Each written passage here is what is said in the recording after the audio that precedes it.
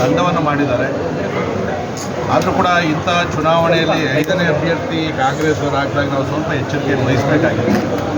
ಇಂದಿನ ಎಲೆಕ್ಷನೆಲ್ಲ ಕೂಡ ನಾವು ಭಾಳ ಸೀರಿಯಸ್ಸಾಗಿ ಮಾಡಿದ್ದೀವಿ. ಯಾಕಂದರೆ ಅದರಲ್ಲಿ ನಾನು ಕೂಡ ಇನ್ವಾಲ್ವ್ ಆಗಿದ್ದೀನಿ. ಆದರೂ ಭಾರತೀಯ ಜನತಾ ಪಾರ್ಟಿಯ ಶಾಸಕರ ಮೇಲೆ ನಂಬಿಕೆ ಶಾಸಕ ಪಕ್ಷ ಸಭೆಯಲ್ಲಿ ಯಾರು ವೋಟ್ ಹಾಕಬೇಕು ಏನು ಅಂತೇಳಿ ಎಲೆಕ್ಷನ್ ದಿನ ಕೂಡ ವಿರೋಧ ಪಕ್ಷ ನಾಯಕರ ಕಚೇರಿಯಲ್ಲೂ ಕೂಡ ಎಲ್ಲರನ್ನೂ ಹೇಳಿ 5 ಜನನ ವೋಟ್ ಹಾಕೋದು ಕೂಡ ಕಳಿಸ್ತು. ಆದರೆ ಜನಗಳಿಂದ ಆಯ್ಕೆ ಆದಂಥ ನಾವೇನೇ ಇತರ ಪಕ್ಷಕ್ಕೆ ದ್ರೋಹ ಮಾಡಿಸ್ತಕ್ಕಂಥದ್ದು ಯಾರೂ ಒಪ್ಪೋದು ಇಲ್ಲ. ಮತ್ತು ನಮ್ಮ ರಾಷ್ಟ್ರೀಯ ನಾಯಕರು ಈಗಾಗಲೇ ಎಲ್ಲವನ್ನು ಕೂಡ ಹೇಳಿದ್ದಾರೆ. ನನ್ನ ಒಂದು ಮನವಿ ಏನಂತಂದರೆ, ಯಾರಿಗೆ ಪಕ್ಷದಲ್ಲಿ ಕೆಲಸ ಮಾಡೋಕ್ಕೆ ಇಷ್ಟ ಇಲ್ಲ, ತೊಂದರೆ ಆಗ್ತದೆ. ಈ ಕೆಲವರು ಪಕ್ಷವನ್ನು ಬಿಟ್ಟು ಕೂಡ ಹೋಗಿದ್ದಾರೆ, ದಯವಿಟ್ಟು ಹೋಗ್ಬಿಡಿ, ನಮ್ಮದೇನು ಅಭ್ಯಂತರ ಇಲ್ಲ. ಇದು ಒಂದು ನಮ್ಮ ಎಚ್ಚರಿಕೆ ಇದೆ. ಬಹುಶಃ ಇದು ಒಳ್ಳೆಯದಕ್ಕಾಯಿತೋ ಕೆಟ್ಟದಾಯಿತೋ ಗೊತ್ತಿಲ್ಲ. ಇದು ಎಲೆಕ್ಷನ್ನು 1.25 ವರ್ಷ ಇರಬೇಕಾದಾಗ ನಾವು ಯಾವ ಥರ ಯಾರು ನಂಬಬೇಕು, ಏನು ಕಾರ್ಯತಂತ್ರ ಮಾಡಬೇಕು ಅನ್ನೋದಕ್ಕೆ ಒಂದು ಎಚ್ಚರಿಕೆ ಅಂತ ಹೇಳಿ ಕೂಡ ನಾವು ಭಾವಿಸ್ತಾ ಇದ್ದೀವಿ. ಆದರೂ ಕೂಡ ಪಕ್ಷ ತಾಯಿ ಸಮಾನ. ವ್ಯಕ್ತಿನ ಬೈರಿ ನೀವು ಬೇಕಾದರೆ, ನನ್ನ ಬೈರಿ. ಆದರೆ ಪಕ್ಷವನ್ನು ಯಾವತ್ತೂ ಕೂಡ ದ್ರೋಹ ಮಾಡೋಂಥ ಕೆಲಸನ ಮಾಡಬಾರ್ದಾಗಿತ್ತು, ಮಾಡಿದ್ದಾರೆ.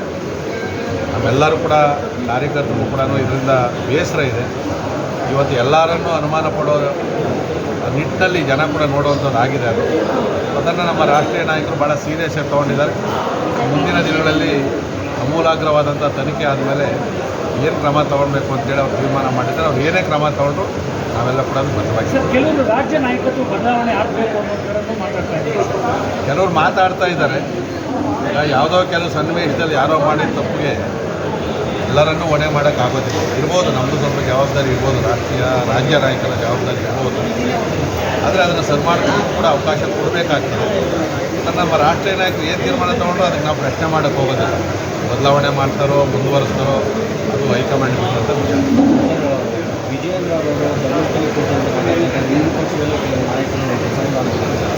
ಇಲ್ಲ, ಅಸಮಾಧಾನ ಅಲ್ಲ, ನಾವು ಕೂಡ ಅದೇ ಅಭಿಪ್ರಾಯನೇ. ಯಾಕಂದರೆ ನಾವು 64 ಜನ ಏನು ಮತ ಚಲಾಯಿಸ್ತೀವಿ, ಯಾರೋ 3-4 ಜನಕ್ಕೋಸ್ಕರ ಎಲ್ಲರೂ ಹೋಗಿ ಪ್ರಮಾಣವನ್ನು ಮಾಡ್ತಕ್ಕಂಥದ್ದು ಎಲ್ಲರ ಮೇಲೆ ಸಂಶಯ ಬರೋ ಥರ ಆಗ್ತಿದ್ದಾರೆ. ಆತ್ಮಸಾಕ್ಷಿಗಾಗಿರ್ಬೇಕು. ಇವತ್ತು ಪಾರ್ಟಿ ಇಷ್ಟು ವರ್ಷದಿಂದ ಕೂಡ ನಂಬಿಕೆ ಮೇಲೆ ನಡೆದಿರ್ತಕ್ಕಂಥದ್ದು, ಯಾವುದೇ ಹಣ ಪ್ರಮಾಣದ ಮೇಲೆ ಅಲ್ಲ. ಅವ್ರು ಏನು ಅಂದರೆ ಜೊತೆಯಲ್ಲಿದ್ದವ್ರು ಮೋಸ ಮಾಡಿದ್ರಲ್ಲ, ಯಾಕಂದರೆ ಸೀಕ್ರೆಟ್ ವೋಟ್ ಆಗಿರೋದ್ರೆ ಯಾರು ಹಾಕೋರು ಅಂತಲೂ ಗೊತ್ತಾಗಲ್ಲ. ಜನ ಹೇಳಿರೋದು ನಂಬಬೇಕು, ಎಲ್ಲರೂ ಅಪನಂಬಿಕೆಯಿಂದ ನೋಡ್ತಾರೆ. ಅದಕ್ಕೆ ಅಲ್ಲಿ ತೀರ್ಮಾನ ಆಗಲಿ ಅಂತೇಳಿ ಅವ್ರು ಹೊಂದಿದ್ದು ನಿಜ. ಮತ್ತು ಕೊನೆಗೆ ಎಲ್ಲರೂ ಕೂಡ ಹಿರಿಯರೆಲ್ಲ ಕೂಡ ಹೇಳಿದ್ದಾದಮೇಲೆ ಅದನ್ನು ರದ್ದು ಮಾಡಿದ್ದಾರೆ. ಇವತ್ತಲ್ಲ ನಾಳೆ ಯಾರು ಕ್ರಾಸ್ ವೋಟ್ ಮಾಡೋರು ನಮ್ಗೆ ಅನುಮಾನ ಇದೆ. ಇದ್ದರೂ ಕೂಡ ಅದು ಸತ್ಯಗಳು ಹೊರಬರದೆ ನಾವು ಏನೂ ಕ್ರಮ ತಗೊಳ್ಳೋಕ್ಕಾಗೋದಿಲ್ಲ. ಆ ವಿಚಾರದಲ್ಲಿ ಅಧ್ಯಕ್ಷರು ಭಾಳ ಬೇಜಾರಾಗಿ ಈ ಥರ ಧರ್ಮಸ್ಥಳದಲ್ಲಿ ಪ್ರಮಾಣ ಮಾಡೋಣ ಅಂತ ಹೇಳಿದ್ದಾರೆ. ಅದರ ಅವಶ್ಯಕತೆ ಇಲ್ಲ ಅಂತ ಕೂಡ ಹೇಳೋದ್ರಿಂದ ಅದು ಮುಗಿದ ಅಧ್ಯಾಯ.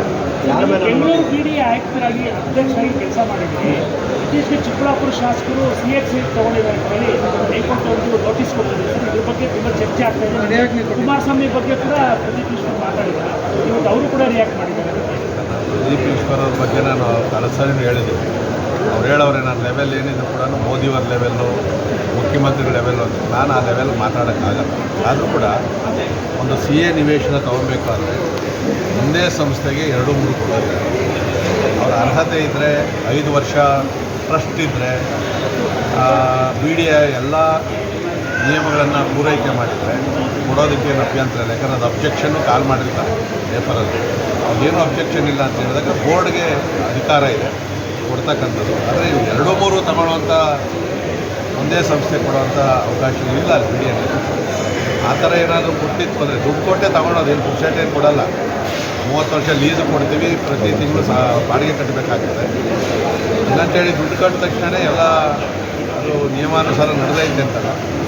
ಯಾರೋ ಕೋರ್ಟ್ಗೆ ಹೋಗಿದ್ದಾರೆ, ಕೋರ್ಟಲ್ಲಿ ನೋಟಿಸ್ ಕೊಟ್ಟಿದ್ದಾರೆ, BDIನಲ್ಲಿ ಆ ಥರ ಇದ್ದರೆ ರದ್ದು ಮಾಡೋವಂಥ ಅವಶ್ಯಕತೆ ಅವಕಾಶ ಕೂಡ ಇದೆ.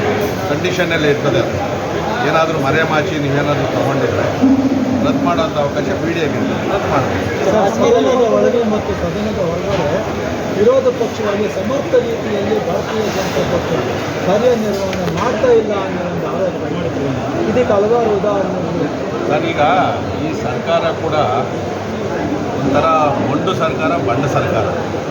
ನಾವು ಎಲ್ಲವನ್ನೂ ನೀವು ನೋಡಿದ್ದೀರಿ, ಸದನದಲ್ಲಿ ಹೋರಾಟವನ್ನು ಮಾಡಿದ್ದೀವಿ. ಆದರೆ ಯಾವುದೂ ಅಂತ್ಯ ಕಾಣ್ತಾ ಇಲ್ಲ. ಈ ಮೂಢ ವಿಚಾರದಿಂದ ಹಿಡಿದು ಎಲ್ಲಗಳನ್ನು ಕೂಡ ಅಸೆಂಬ್ಲಿಯಲ್ಲಿ ಸಮರ್ಥವಾಗಿ ಮಾಡಿದ್ರು ಕೂಡ ಬಹುಮತದ ಆಧಾರದ ಮೇಲೆ ಅವರಲ್ಲಿ ಪಾಸ್ ಮಾಡ್ಕೊತಾರೆ. ಏನು ಮಾಡ್ತೀರೋ ಮಾಡಿ ಅಂತ ಹೇಳ್ತಾರೆ. ನಾವು ಸ್ಟ್ರೈಕ್ ಮಾಡಬೇಕಾಗಿರೋದಲ್ಲಿ ಫ್ರೀಡಮ್ ಪಾರ್ಕಲ್ಲಿ ಅದು ಎಷ್ಟು ಸರಿಯಲ್ಲಿ ಮಾಡಿದ್ರು ಕೂಡ ಅದು ಟೇಕಪ್ ಆಗ್ತಾನೆ ಇಲ್ಲ. ಅದೆಲ್ಲ ಕೂಡ ಅದು ಬಿಟ್ಟರೆ ಸದನದೊಳಗಡೆ ನಾವು ಮಾಡಬೇಕಾಗ್ತದೆ.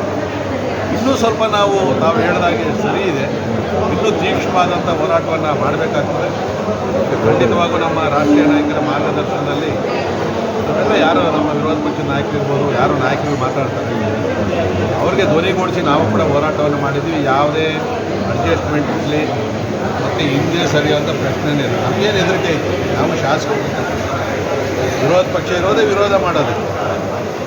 28ನೇ ಇಸ್ವಿ ಕೂಡ ನಾವೇ ಕಾಂಗ್ರೆಸ್ನವರೇ ಅಧಿಕಾರಕ್ಕೆ ಬರ್ತೀವಿ ಅಂತ ಈಗ ಬರೋಲ್ಲ ಅಂತ ಹೇಳೋಕ್ಕಾಗಲ್ಲ, ಅವ್ರ ವಿಶ್ವಾಸದಲ್ಲಿ ಇರ್ತಾರೆ ಅಲ್ಲಿ. ಆದರೆ ಜನ ಇವತ್ತು ಹಳ್ಳಿಗಳಲ್ಲಿ ಹೋಗಿ ನೋಡ್ರಿ, ಮಾಧ್ಯಮದಲ್ಲಿ ಮುಖ್ಯಮಂತ್ರಿಗಳು ಮಂತ್ರಿಗಳು ಮಾತಾಡೋದು ಬೇರೆ. ಮತ್ತು ಜನಸಾಮಾನ್ಯರಿಗೆ ನೀವು ಕೊಟ್ಟಿರುವಂಥ ಗ್ಯಾರಂಟಿ ಎಷ್ಟು ಕ್ಯಾನ್ಸಲ್ ಮಾಡಿದ್ದೀರಿ, ರೂಲ್ಸ್ಗಳೆಲ್ಲ ಬದಲಾಯಿಸ್ತಾ ಇದ್ದೀರಿ. ರೇಷನ್ ಕಾರ್ಡ್ ಎಷ್ಟು ಕ್ಯಾನ್ಸಲ್ ಮಾಡಿದ್ದೀರಿ. ಒಂದು ಸಾರಿ ರೇಷನ್ ಕಾರ್ಡ್ ಹೋಯಿತು ಅಂದರೆ ಎಲ್ಲ ಗ್ಯಾರಂಟಿಗಳು ಹೊರಟೋಗ್ತವೆ ಕಡೆಗೆ. ಆಯಿತು, ಏನು ಅನುದಾನವನ್ನು ಕ್ಷೇತ್ರದ ಅಭಿವೃದ್ಧಿಗೆ ನೀವು ಕೊಟ್ಟಿದ್ದೀರಿ. ನೀವು ಇವತ್ತು ಹಾಲು ಉತ್ಪಾದಕರು ಚಿಕ್ಕಬಳ್ಳಾಪುರದಲ್ಲೂ ಜಾಸ್ತಿ ಇದ್ದಾರೆ. ಎಷ್ಟು ತಿಂಗಳಾಯಿತು ನೀವು ಅವರಿಗೆ ಅನುದಾನವನ್ನು ಕೊಟ್ಟು, ಅವ್ರ ಸಹಾಯಧನವನ್ನು ಕೊಡ್ತಾ ಇದ್ದಾರೆ. ಎಷ್ಟು ತಿಂಗಳಾಯಿತು ನೀವು ಕೊಟ್ಟು? 8 ತಿಂಗಳಾಗಿದೆ. ಅದರಲ್ಲಿ ಎಲ್ಲ ಇದೆ ದುಡ್ಡು ನಿಮ್ಮಲ್ಲೆಲ್ಲ ಕೂಡ. 10 ಲಕ್ಷ ಕೋಟಿ ಸಾಲ ಮಾಡಿಕೊಂಡು ಬರೀ ಮಗಳೇ ಬಿಟ್ಕೊಂಡು ಇವತ್ತು ಎತ್ತಿನ ಹೊಳೆ ಅಂತ ಹೇಳ್ಕೊಂಡು ಎಷ್ಟು ವರ್ಷ